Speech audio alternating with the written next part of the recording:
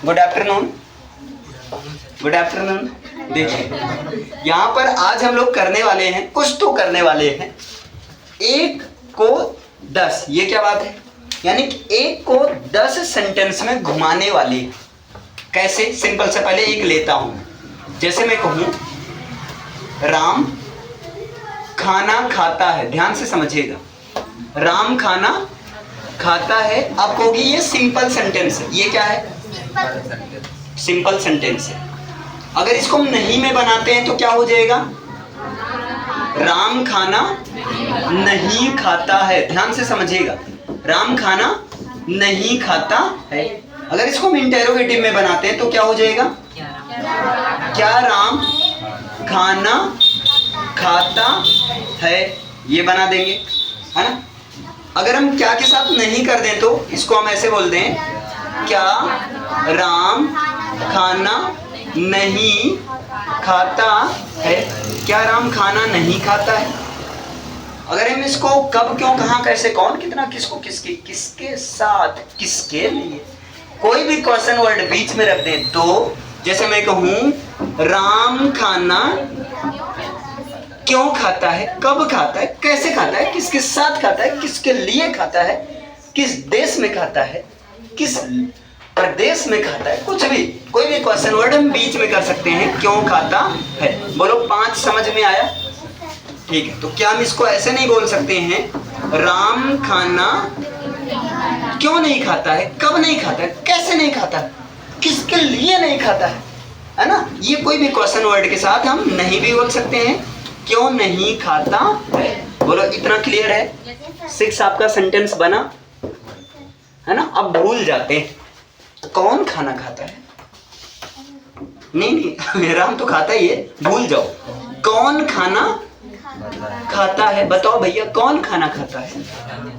कौन खाना नहीं खाता है, कौन खाना नहीं खाता है ना। अब मैं कह दूं कौन कौन खाना खाता है, बताओ जरा से, उसका नाम तो बताओ, है ना। कौन कौन खाना खाता है, कौन कौन खाना खाता है। अब इसको नहीं में कर दो, कौन कौन खाना नहीं खाता है, क्या कर दो, कौन कौन खाना नहीं खाता है। बोलो इतना समझ में आया? कौन कौन खाना नहीं खाता। अब ध्यान दो, एक को आपने 10 में घुमाया, सेंटेंस को नचाया कि नहीं। पहला क्या, राम खाना खाता है, राम खाना नहीं खाता। क्या राम खाना खाता है, क्या राम खाना नहीं खाता है। राम खाना क्यों खाता है, कैसे खाता है, कब खाता है, किसके साथ खाता है, किसके लिए खाता है। राम खाना क्यों नहीं खाता है। कौन खाना खाता है, कौन खाना नहीं खाता है, कौन कौन खाना खाता है, कौन कौन खाना नहीं खाता। समझ में आया? अब देखो, ये पहला अफर्मेटिव सेंटेंस। जितना भी अफर्मेटिव सेंटेंस होगा सबको सवाओ, तब सेंटेंस बनाओ। क्या करो, सवाओ। सब्जेक्ट वर्ब ऑब्जेक्ट, वर्ब के पहले हेल्पिंग वर्ब। तो आप कहोगे इसकी इंग्लिश हो जाएगी राम, और ये टेंस है प्रेजेंट इंडिफिनिट टेंस। तो राम गो, अरे क्या पाप कर रहे हैं भाई, खाता है ना तो क्यों भगा रहे उसको। तो क्या करेंगे, राम ईट्स द फूड। बोलो इतना क्लियर है? नेगेटिव में क्या लगता है, प्रेजेंट इंडिपेंडेंस। आप कहोगे डू नॉट या तो डज नॉट। सिंगुलर सब्जेक्ट है तो क्या हो जाएगा, Ram does not eat the food. Ram खाना नहीं खाता है। आज एक कसम खा लो, कसम खाओगे ना, बेवफाई तो नहीं करोगे, गद्दारी तो नहीं करोगे, पक्का। हाँ भाई, गद्दारी तो नहीं होगा, ठीक है। आज कसम खा लो, कभी भी कोई सेंटेंस क्या से शुरू है या क्या से खत्म, राम खाना खाता है क्या, क्या राम खाना खाता है। कोई सेंटेंस क्या से शुरू हो या क्या से खत्म हो, क्या की इंग्लिश नहीं लिखनी है। ये याद रख लो। सेंटेंस कोई भी टेंस हो, कोई भी सेंटेंस हो, कोई भी कॉन्सेप्ट हो, अगर क्या से शुरू है तो कभी भी क्या की इंग्लिश नहीं लिखनी है। क्या की जगह लिखनी है हेल्पिंग वर्ब। तो क्या राम खाना खाता है, कसम याद हो गया ना, गद्दारी तो नहीं होगी, पक्का वफाई होगी ना। अगर करोगे बेवफाई मैं दे दूंगा जहर की दवाई, है ना। देखो ध्यान से समझो, क्या से शुरू रहे तो क्या की इंग्लिश नहीं लिखनी, बल्कि क्या की जगह हेल्पिंग वर्ब यहाँ डू या डज। तो क्या होगा, does Ram eat the food. क्या राम खाना, हंसिया जैसा चिन्ह लगा दो, आई मीन क्वेश्चन मार्क लगा दो। क्लियर है ना।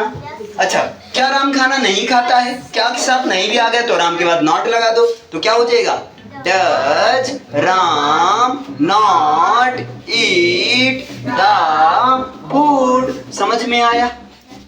एक कसम खाए थे, निभाओगे ना। अब एक कसम और खिलाते हैं, है ना। अच्छा ये बताओ, हर किसी की लाइफ में कोई ऐसा इंसान होता है जो हर समय क्वेश्चन करता, कहाँ गई थी, क्या कर रही थी, इतनी देर क्यों हो गई, 5 बजे गई थी, 9 बजे आई है, ये वो है ना। ऐसे रहता है ना। ऐसे लोग से क्या बड़ा अच्छा लगता है क्या, यही मन करता है ना। ऐसे जो क्वेश्चन करते हैं इनको बुलाएं और खूब कूट दे, लतियाएं खूब, एकदम तसल्ली, मतलब जियरा का तसल्ली मिल जाए, है ना। ऐसा मन करता है ना।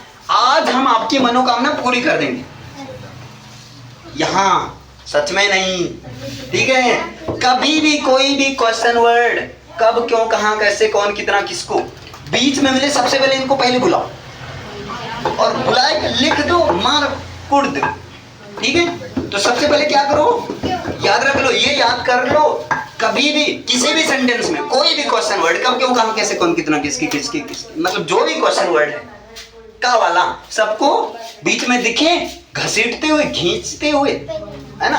हाँ, घसीट लाओ, पहले ले आओ। तो क्यों, क्योंकि इंग्लिश क्या होगी, वाई। क्लियर। इनको खूब मारे, खूब पीटे, खूब लगे, मजा आ गया एकदम, भाई जीरा भर गया। तो ये बेचारा रो रहा है, कह रहा है इतना मारे हो हमें कौन भेजेगा, उनको भेज दो, हमारी वाली को भेज दो। हमने कहा अच्छा ठीक है, मतलब हेल्पिंग वर्ब। अब ये फिक्स कर दो, क्वेश्चन वर्ड की शादी करवा दो हेल्पिंग वर्ब से। लेकिन लेकिन लेकिन कलयुग चल रहा है भैया, एक से ही होनी चाहिए, बाकी से नहीं।